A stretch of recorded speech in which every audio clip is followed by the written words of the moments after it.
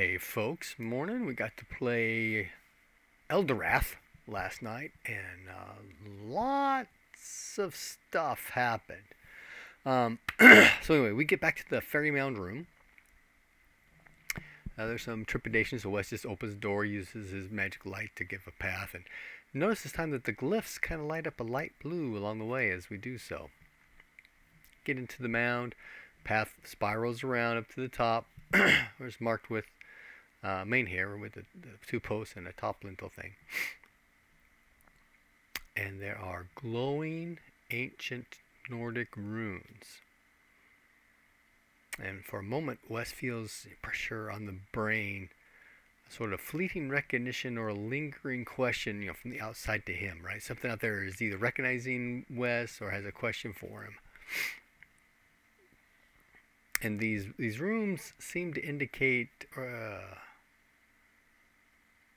might be a prayer to Lorath, because it mentions hearth and sea. Okay, up at the top, Wes casts Protection Sphere 2.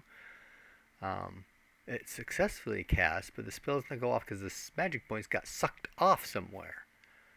Wes steps through the portal, nothing. And the stones here are similar to the stones in the paths from the Black Tower, meaning that they appear rough-hewn, but don't seem to be. And the runes themselves... Oh, here we go. I'm getting ahead of something.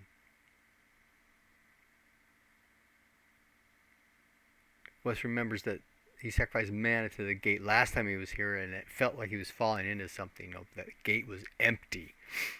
Okay, so we all get together. We touch the men here. We each sacrifice a point of mana. Magic points. And we feel those points get absorbed.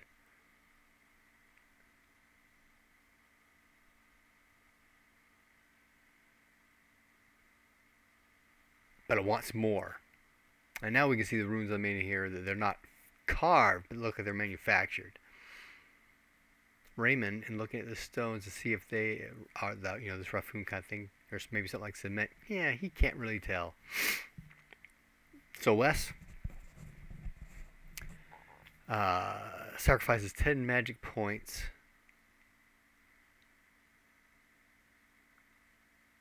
from the crystal. And Wes can recognize it's trying to pull even more. But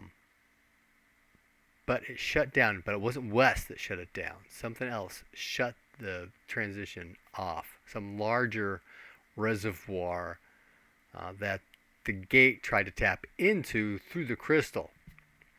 So there's something else on the other side of this crystal. We kind of know a little bit about this, that there is probably some kind of being on the other side.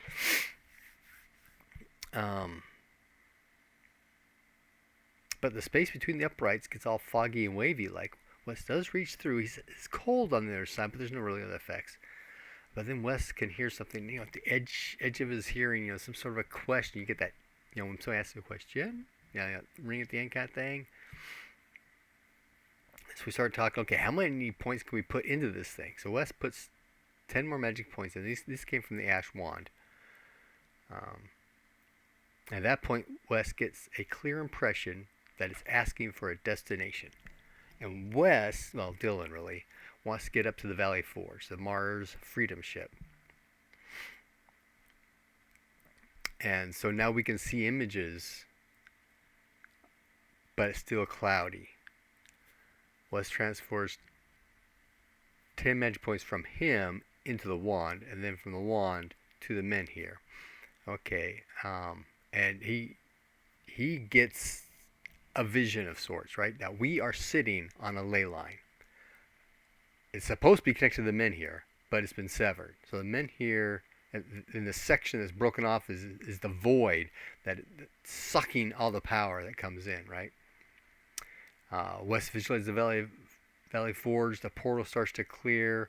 You can see the bridge of the ship. It's looking down on the Taurus planet, the gigantic mountains, And on the inside of Taurus, just below the mountains, is a continental shelf, and then it's all ocean.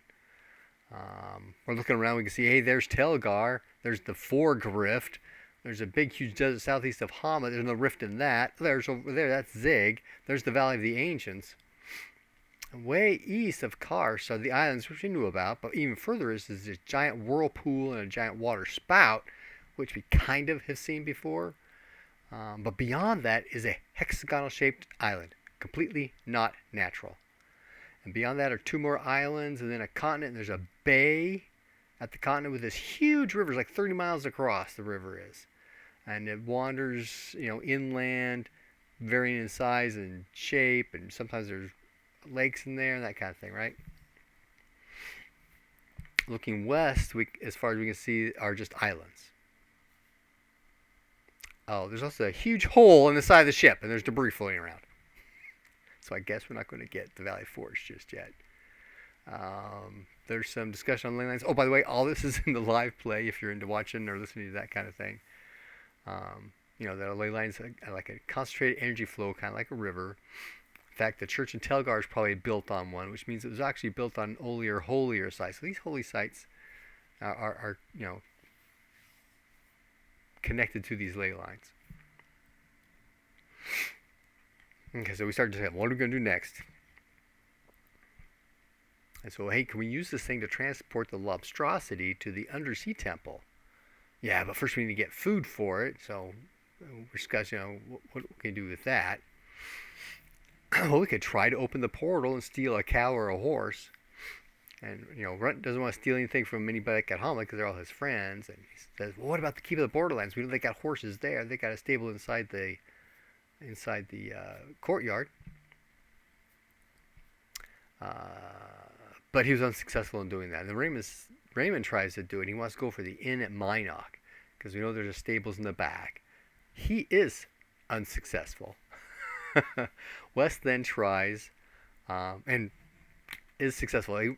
Wes rolled a whole bunch of low rolls last night. It was amazing. There's a stable boy there, so Wes sleeps him, snags the first horse, and brings it through the portal back into the Ferrymount area. And then there's some arguments going on. Hey, we can't leave that poor stable boy there. He's going to lose his, he's going to get crushed for losing a horse and being asleep on the job. We can't do that. And so he goes through the portal to grab the boy. But as soon as he steps through, someone calls at him, hey, who are you? Where'd you come from? and Hjalmar's kind of caught in a conundrum of what to do. Wes yells at him, just hurry! So Hjalmar just grabs the boy and walks back through the portal. Eventually the guy comes over, and in 2020 hindsight, Wes should just shut the portal off. But the guy comes winding over in front of the portal. He's looking at the wall, because on the outside, when you're looking at the portal, from the location it goes to, is you don't see anything. It's just whatever that wall or fence line or whatever is what you see. You don't see the portal. From this side, we can see the portal. So he's on the side, kind of looking around. Eventually his hand comes through, so Runt grabs it, pulls him all the way through. That's when Wes actually closes the thing. If you show the curtains closing. And that worked, because we weren't really sure about how do you actually close the thing, right? So this guy is scared. We ended up managing to talk him down a bit. And then we mentioned about resettling them in Hamlet, at which point he gets freaked. And okay, we tried to get him to actually talk. And, he's been told that people in Hamlet eat people. This guy's name is Rami, and the boy's name is Zaid. Wes does cast suggestion on Rami that he is safe, that no one is going to hurt him. That calms things down, and then he's able to talk to the boy when he wakes up, because the boy doesn't speak anything, but Rami does speak some Norse. They all speak whatever they speak on the East Coast. I don't know what that is. And so a discussion is about what do we do next. We decide, let's go ahead and use the portal and go back to the base camp, because it's getting dark. Hjalmar tries sacrificing to the men here, because we know that the magic points are bleeding out, right? So you can't keep the thing charged. So Hjalmar tries sacrificing to the men here and open the portal to the base camp. It took a couple of times, but he was successful. So we end up spending the night at the base camp. we have guests. You know, we tell the guards, okay, but these two are guests. So they set up a tent for them, and feed them, and have them do some work though. Gather firewood or something. Keep them busy. But they are guests. All right. So next day we head back to the moat house, down through the external keep walls to the chapel with the pool room. Runt calls out to Lobstrosity, but he gets no response. He then sticks his head in the water, and he keeps calling. He can see there's a dark, shadowy shape below him, and it says, "I'm so hungry." So Runt is talking to Lobstrosity about, okay, we're going to use the gate to get you to the Undersea Temple. Oh, but the gate is sacred to Lorath. I'm not allowed to go there. And there's some discussion about, well, we got a priest of Lorath here who can, absolve you of that issue. And the horse is there waiting for you as well. So Lobstrosity is starting to get a little suspicious because there are no priests of Lorath, just priestesses. So he goes away and confronts Raymond, but Raymond doesn't respond back because he can't telepathically talk with him. And so it is getting frustrated. Eventually, he leaves, saying that he'll meet us at the Fairy Mound, the holy place. Okay, so we get down to the bend in the hallway by the portal. We can hear something clattering up from the south. Look, sure enough, it is a Lobstrosity. So we all go in. It eats the horse. Wes does put it to sleep first.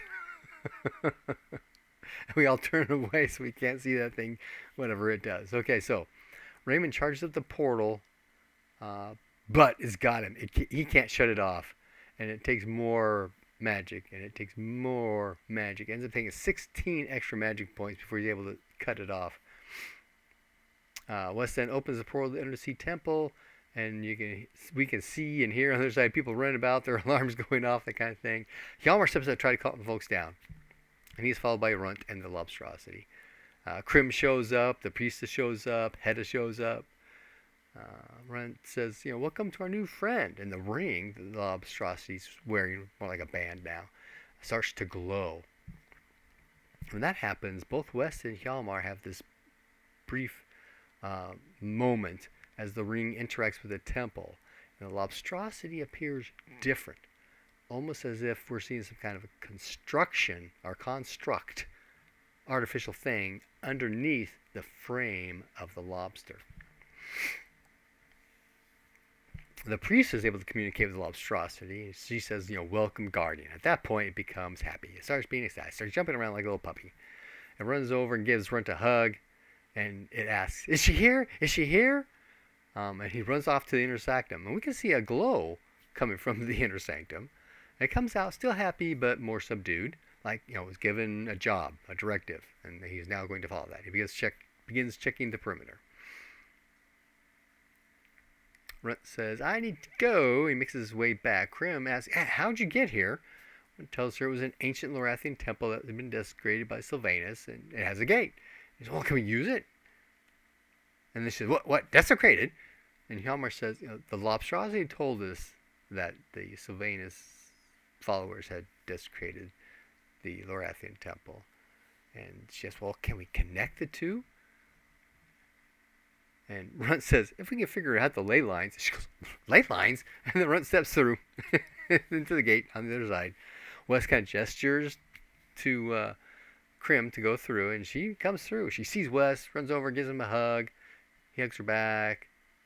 She asks him if we can use it. And it's broken. It takes tremendous amounts of energy to work. Can we fix it? We're not sure. So we can close it any minute. I better go. And so she departs. So we discuss, what are we going to do next? There's still the other undead thingy, but Hjalmar has no interest in doing anything like that. So discussions then kind of migrate over to, well, we could fix and man the moat house, which is a long-term project that we do need to do now that we've emptied it out. But there are manpower requirements. There's also the Dwarven outpost that Wes still wants to go to, which could be another of the Eastern Marches outposts. But we end up going back to the base camp at Hamlet. And from the base camp, we travel back to Hamlet with our two new friends. And we find out there was a caravan from the south that had been ambushed. They were coming from Derryvale. Word came to Hamlet shortly after our party, had left. Okay, so West scribbles down a letter to the crown requesting security and repair forces for the moat house, and a letter to his house on having his spellbook primers brought to Hamlet. Runt asks Wes about casting spells because he's new with this essence stuff. How do we do this? I'm so bad at it. How do I get better? Because he's got like, oh shoot, I remember, I think it's double digits, like 23 maybe percent in this thing, that kind of deal. And so there's some discussion on that, and there's other things you can do. You can meditate to help increase your chance and that kind of stuff. Oh, what's this meditate stuff? So there's just banter back and forth about that. But we're going to go investigate the ambush site. So find the wagon. It's pulled off the road and abandoned. Yalmar finds a rut that leads off to the east. So you start driving that way. After a bit, Runt kind of sees, I'm not seeing any tracks or anything here. So we end up backtracking. We end up finding the trail again. We continue along it. And finally we begin to approach what is some kind of a camp. There's a campfire. You smoke. It's in a copse of trees. So Runt sneaks up there. It takes 3 to hear, 4 to actually see something. So he makes the 3, and then he makes the 4th. So he can hear talking. Okay, so that's where he sneaks forward a little further. Okay, you can see humans. There's a couple that are tied up. There are 4 horses, and they're 4 guys with weapons. They've got poor armor. There's also crates marked with Derryvale. But there are tracks going off in all different directions, so we don't know if there's somebody else out there running patrol. So Runt sneaks back. And then we all kind of sneak forward. And Wes did cast shadows. So that gives us a plus 10 to sneak, plus 25 to hide within 100 feet of Runt because he cast it on Runt. And we're all within 100 feet. So we get this minor bonus. But people like Hjalmar, his sneak is -1. Which technically, because you're always successful 1 to 5, right? But with the plus 10, it becomes 9. Yeah, not so great. But anyway, so we're sneaking forward. On round 2, crossbow bolts come flying out. Runt got hit in the chest for max damage. 14 right in the chest. That put his chest to 0.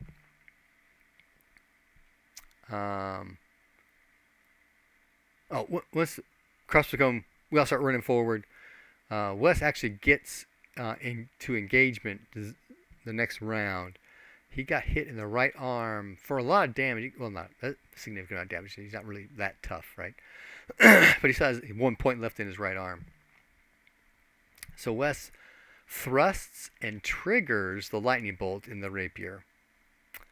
He rolled a critical success on his attack, but the bad guy did roll a special parry, and we're using the BRP matrix because it's a little easier to follow and understand. So it turned the crit and special turns into a special and normal. Right. So Wes does special damage, but the shield sucks up a bunch of that. Now, with his thrust and the lightning bolt, Wes did 21 points of damage. So at first we were thinking right to the leg, which would just blown it off, right? But no, his shield is in the way because he made that parry. So that took up 12 of, but that's still 9 points that got through. So it tore his leg up. In fact, he missed a system shock roll, so he's unconscious. Oh, first thing Wes did, I didn't write that down. He did a sleep 5, and 3 of them went down. And so there's only 1 guy up that he attacked, took his leg out. So they typed the 3 bad guys, free the captives. Everybody else is here by now. And they tell us that 2 of the bad guys took off the tail guard to sell the merchants' horses. So we've got the bad guys' horses, and the bad guys have a wagon. So we hook the horses up to the wagon, get the merchants in the wagon, load up all the crates in the wagon. They're probably still in there. And we head back to Hamlet. And on the way, the merchant's talking about, there's a new Lord of the East Marches. we're bringing this new wine to celebrate this vintage for celebration, and to introduce ourselves and to welcome him and all that kind of good stuff. And he should be out here defending people against these bandits and stuff. And we're all agreeing. We're kind of playing low key that the ward in the East Marches isn't right there. And once we get back to Hamlet, West goes to the tower. The rest of the party with the merchants do their thing, and then they bring the merchants in. So there's some kind of fun banter going on there about that. The prisoners are interrogated.